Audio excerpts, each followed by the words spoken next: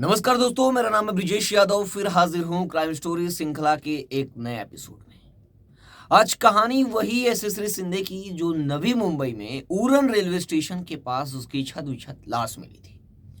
आखिर यशस्वी सिंधे ने क्या किया था, उसकी क्या गलती थी और दाऊद शेख ने उसे क्यों मारा, मकसद क्या था।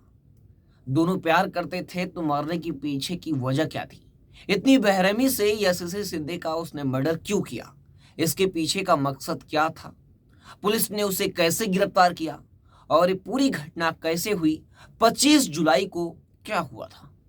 आइए यशस्वी सिंधे की केस में ये दूसरी कहानी आप लोगों के केस पूरे सिलसिलेवार तरीके से आप लोगों को बताता हूँ।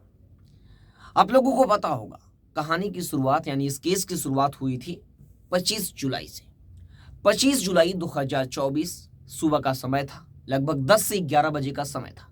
यशस्वी सिंधे अपने घर से अपने माता पिता अपने परिवार वालों को यह कहकर निकलती है कि वो सहेली के घर जा रही है, यानी अपने दोस्तों से मिलने। लेकिन कुछ मीडिया रिपोर्ट्स का ये भी कहना है कि वो आधे कंपनी गई थी, यानी वो बिलापुर के, यानी जो नवी मुंबई का सटा हुआ जो शहर है बिलापुर, उस बिलापुर में एक प्राइवेट कंपनी में डाटा एंट्री का काम करती थी और वो कॉमर्स के स्टूडेंट भी थी। तो क्या वो फार्म में गई थी, उस प्राइवेट फार्म में? कुछ मीडिया रिपोर्ट्स का कहना है कि वो कंपनी गई थी, आधे दिन में लौट आई थी, और कुछ का कहना है, यानी ज्यादातर का कहना है कि वो सहेली से मिलने गई थी। ये दोनों मीडिया रिपोर्ट्स में चल रहा है। अब वो सहेली यानी सहेली से मिलने जा रही है घर से गए करने के लिए, और वो निकल गई। उसके बाद आपको बता दें कि लगभग 2 बजे के आसपास 2 बजे के आसपास जहां पर यशस्वी की लाश मिली थी, वहां पर यशस्वी खुद दिखाई दे रही है। यानी लगभग 2 बजे के आसपास का समय है। यशस्वी खुद पैदल चलती हुई सीसीटीवी कैमरे के अंदर दिखाई दे रही है। मीडिया रिपोर्ट्स पे दावा है कि यशस्वी खुद चलकर उस जगह पर गई थी। और लगभग 5 मिनट 2:17 के बाद 2:23 पर वहां पर आता है दाऊद शेख, जिसके ऊपर परिवार वालों ने जो आशंका जताई है कि वो मार सकता है, वो बदला ले सकता है। यशस्वी सिंधे जैसे ही आए उसके 5 मिनट बाद उस लोकेशन पर दाऊद शेख भी दिखता है। अब उन दोनों के बीच क्या होता है ये अभी पता नहीं। अब यशस्वी सिंधे वहां से घर नहीं लौटती है तो धीरे धीरे शाम हो जाती है। शाम को जब घर नहीं लौटती है तो परिवार वालों में टेंशन बढ़ती है, और परिवार वाले जाकर नजदीकी जो उरण पुलिस स्टेशन है वहां पर मामला दर्ज कराते हैं। 25 जुलाई की रात को। और फिर 1.5 दिन का समय, यानी लगभग 12 से 16 घंटे का समय बीतता है। यशस्वी सिंधे के बारे में कुछ पता नहीं चलता है। लेकिन जैसे ही यशस्वी सिंधे के बारे में पुलिस इन्वेस्टिगेट कर रही थी, तभी एक पुलिसकर्मी का फोन आता है और बताता है कि उरण रेलवे स्टेशन के पास एक बॉडी मिली है। एक महिला की बॉडी मिली है, वो भी छत विछत अवस्था में, और उसे वहां पर कुत्ते नोच रहे थे। यानी जो उसका फेस है, जो उसका सोल्जर, उस पार्ट्स को कुत्ते नोच नोच कर खा रहे थे। उरण रेलवे स्टेशन के पास झाड़ियों में पड़ी उस लाश को जैसे ही नजदीकी पुलिस स्टेशन की टीम पहुंची, उसे अपने कब्जे में लिया। और वो पूरी लाश का दृश्य देखकर हर कोई हैरान था कि इतनी हैवानियत। और पुलिस ने जब ध्यान से देखा तो बॉडी की जो हैवानियत काफी की गई थी। अब पुलिस ने तुरंत कब्जे में लेकर पोस्टमार्टम के लिए नजदीकी हॉस्पिटल में भेज दिया। अब पोस्टमार्टम को भेजने के बाद पुलिस में वो सबसे बड़ा सवाल ये था कि लड़की को कौन मारेगा, लड़की के किसी से क्या दुश्मनी थी, या कोई इसे क्यों मारना चाहेगा, ये सबसे बड़े सवाल थे। लेकिन परिवार ने सीधा एक आरोप लगाया था कि एक दाऊद नाम का लड़का है, दाऊद शेख, जो आज से 2019 में उसी लड़की यानी यशस्वी सिंधे के साथ यौन शोषण किया था। मामला ये था कि 2018 से दाऊद शेख यशस्वी सिंधे से कांटेक्ट में था। धीरे धीरे वो अपने उससे दोस्ती कर लिया। दोस्ती करने के बाद 2019 में यौन शोषण किया। उस समय यशस्वी सिंधे 14 या 15 साल की थी, यानी नाबालिग थी। इसके कारण पॉक्सो के तहत मामला दर्ज हुआ। नजदीकी पुलिस स्टेशन में माँ बाप ने पॉक्सो के तहत मामला दर्ज कराया और दाऊद शेख जेल चला गया। और उसके बाद फिर आरोप परिवार ने लगाया कि दाऊद शेख वह मेरी बेटी को मार सकता है, यानी सीधा आरोप दाऊद शेख के ऊपर था। लेकिन अब सवाल ये है, दाऊद शेख उसे क्यों मारेगा? क्या जेल गया इसलिए वो मारेगा, या कोई और मकसद थे? कितने मोटिव हो सकते हैं? उसके मोटिव मैंने मकसद क्या था मारने के पीछे? अभी इस केस में पुलिस दाऊद शेख को गिरफ्तार करने के लिए लगभग 15 से 20 टीमें बनाई इस केस में सॉल्व करने के लिए इस केस को। अब पुलिस की टीम लगातार इस केस में काम कर रही थी। पुलिस को पता चला, क्योंकि वो मोबाइल फोन उसका बंद था तो उसका लोकेशन ट्रेस नहीं हो रहा था, तो उसे गिरफ्तार करने में भी और मुश्किलें हो रही थी। और लगातार अभी क्या हुआ कि यशस्वी सिंधे का जो मामला है वो धार्मिक हो गया था।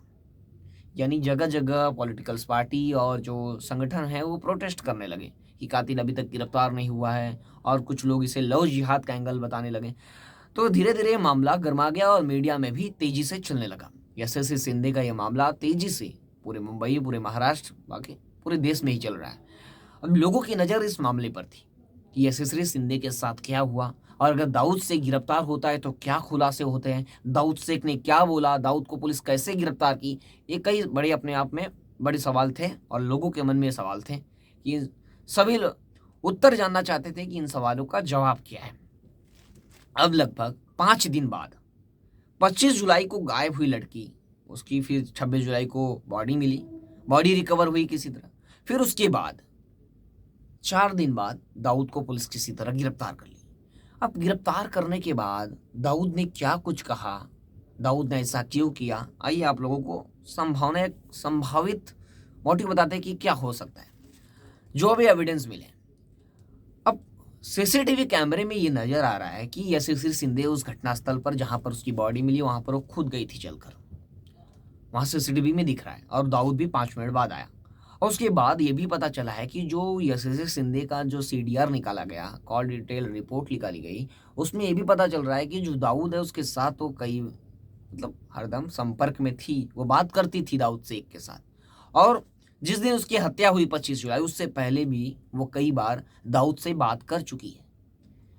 तब ये क्लियर था कि दोनों कांटेक्ट में थे और दोनों मिलने आए। लेकिन अब मिलने के लिए किसने बुलाया ये अभी क्लियर नहीं है। ये इंट्रोगेशन जब पुलिस करेगी तब पता चलेगा। अब संभावना ये है कि दाऊद बदला लेने के लिए, क्या पता कि 2019 में जब वो जेल गया था तो उसे काफ़ी गुस्सा में था और बदला लेना चाहता था। तो क्या पता बदला लेने के लिए यशस्वी सिंधे को उसने किसी तरह बुलाया और बुलाकर उसे मार डाला। ये एक सबसे बड़ा उसका अहम, यानी एक इम्पॉर्टेंट बोल सकते हैं कि ऐसा हो सकता है, लोगों के मन में है, परिवार के मन में है कि वो बदला लेने के लिए मार सकता है। लेकिन दूसरा ये भी है, जो एविडेंस मिले हैं, जो सबूत मिले हैं पुलिस को, इससे भी पता चल रहा है कि एक जब कॉल डिटेल निकाली गई तो उसमें एक और नंबर था जिसका नाम था मोहसिन। मोहसिन जो है वो भी कई बार यशस्वी सिंधे से उस नंबर, उसकी मोहसिन के नंबर से भी बात हुई है। तो ये भी हो सकता है कि मोहसिन से यशस्वी बात करती थी, इसलिए दाऊद शेख चिढ़ता था, और दाऊद शेख चिढ़ता था इसलिए बदला लेने के लिए या उसे ख़त्म करने के लिए ठान लिया था। यानी जो उसका प्यार है वो नफरत में बदल गया, ऐसा हो सकता है। क्योंकि जो मोहसिन था वो भी कर्नाटक का रहने वाला है। अब पुलिस उसे भी हिरासत में लिया और उससे भी पूछताछ कर रही है कि क्या पता उसके चिढ़ के कारण मोहसिन बात करता है, इसके कारण उसे मार डाला। लेकिन अब ये भी हो सकता है कि क्या पता दाऊद मोहसिन का मोबाइल लेकर बात करता हो। अभी कुछ कंफर्म नहीं, कुछ क्लियर नहीं है, इसलिए अभी इस केस में जांच चल रही है पुलिस की। अब आगे एक और संभावना है, ये भी हो सकता है कि जो यशस्वी है और जो दाऊद शेख है वो आपस में प्यार करते थे और वो दोनों शादी करना चाहते थे। दोनों ने दाऊद शादी करना चाहता, दाऊद शेख यशस्वी सिंधे से, लेकिन यशस्वी सिंधे शादी से मना कर दी हो। मना करने की भी कई वजह है इस केस में, यानी सामने जो केस है उस हिसाब से तो लगता है कि यशस्वी मना कर दी होगी, क्योंकि परिवार दाऊद के खिलाफ था। परिवार ने केस करके पॉक्सो के तहत उसे जेल भेजा था जब वो 14 साल की थी, उसके साथ जब शोषण उसने किया था। तो इसलिए यशस्वी उसके शादी यानी जो प्रस्ताव था उसे ठुकरा दी थी और उसे शादी करने से इनकार कर दी थी कि हम शादी नहीं कर सकते, परिवार पहले से खिलाफ है। अब इस केस में कई एंगल हो सकते हैं, कई और भी चीज़ें हैं। अब पुलिस इस केस में जब गुलबार्ग, कर्नाटक के गुलबार्ग की एक पहाड़ी से दाऊद शेख को पुलिस ने गिरफ्तार की और गिरफ्तार करके उसे नवी मुंबई लाएगी, और नवी मुंबई लाने के बाद अब उससे पूछताछ होगी। अब पहले तो उसे कोर्ट में पेश किया गया, उसे लगभग 4 से 7 दिन की कस्टडी में भेज दिया गया है, कोर्ट ने उसे भेज दिया। अब उसे पुलिस जब पूछताछ करेगी, जब चार्जशीट बनाएगी, आरोप पत्र जब बनाएगी, तब क्लियर होगा कि क्या हुआ था, क्या नहीं हुआ था, उसने ऐसा क्यों किया, उसका मोटिव क्या था, यानी उस समय उसके मन में क्या चल रहा था, उसने ऐसा कदम क्यों उठाया, वो तब जाकर क्लियर होगा। मुझे आशा है मैंने आप लोगों को क्लियरली अच्छे से समझाया होगा, आप लोगों को पसंद आया होगा। इसलिए हमारे चैनल को सब्सक्राइब जरूर करें। फिर मिलूंगा एक नई कहानी और एक नई घटना के साथ। तब तक के लिए जय हिंद।